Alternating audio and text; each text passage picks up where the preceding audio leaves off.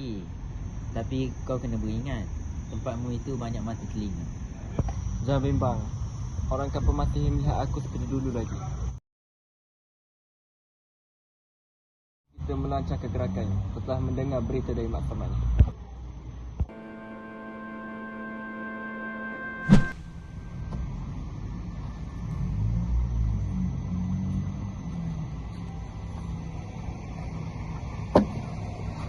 Kau Awang? Hamba Pak Su. Hamba tadi. Aku hampir-hampir tidak mengenalmu, tapi tidak terlalu. Sebab terlalu lama hamba tak rasa. Dan aku ingat kau tidak akan datang selama-lamanya. Datang suatu hari nanti, walaupun 10 tahun ni. Lama sebab Pak Su tak kenal hamba. Aku selalu mendengar namamu di sini. Tapi setelah rumah pasung pasir putih terbakar, aku sudah tidak mendengar namamu. Kata kau telah lari ke Siam. Aku tak sangka kau sampai ke sini. Orang kata orang yang ke Siam takkan kembali. Dulu waktu perang, aku dengar kau sudah mati. Aku sudah sembahyang gaib untuk kematianmu. Aku dengar kau masih hidup.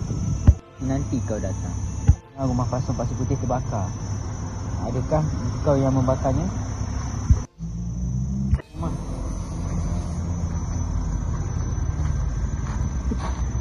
Rumahku ini jauh.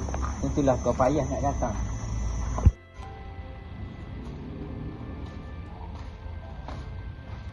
Awang, kau datang lagi. Bila kau kemari? Bertemukah kau dengan askar-askar kita itu? Tahu kau tak datang. Aku sangka kau dah mati. Rupanya kau hidup lagi. Aku nanti kau datang. Pak Su pun juga begitu. Kau ke Siam selepas pasung pasir putih terbakar. Kau selamat rupanya Awang. Naiklah. Tak baik lama-lama di tanah.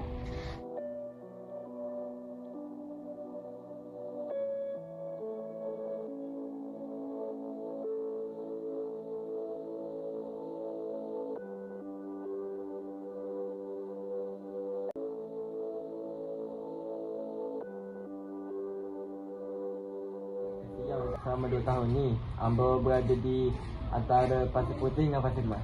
Jadi kau tak ke Siam? Di Bukit Panah, di Bukit Merbau. Kau ada masa rumah pasung pasir putih terbakar?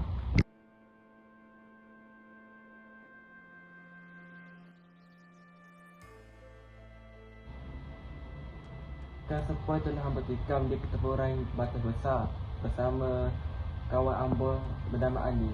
Oh itu, aku pernah dengar. Tapi manalah aku tahu kau tidak pernah kemari. Ni Pak Su, hamba ingat kesematan keluarga Pak Su. Hamba selalu datang, nanti askar-askar itu selalu datang ke rumah Pak Su. Hamba tak naklah menyusahkan keluarga Pak Su. Sebab apa? Sebab hamba sebatang kara. Kalau kau curi-curi datang tak apa. Aku rasa pun begitu. Kita daripada ingat rumahnya Pak Su, hamba daripada ingat. Daripada ingat keselamatan Pak Su dan keluarga. Ya Allah, hamba selamat dan mereka bertiga terhubung. Suatu hari nanti, hamba ditangkap dan dibunuh orang Inggeris. Kau beristirahatlah Awang di sini sehari dua.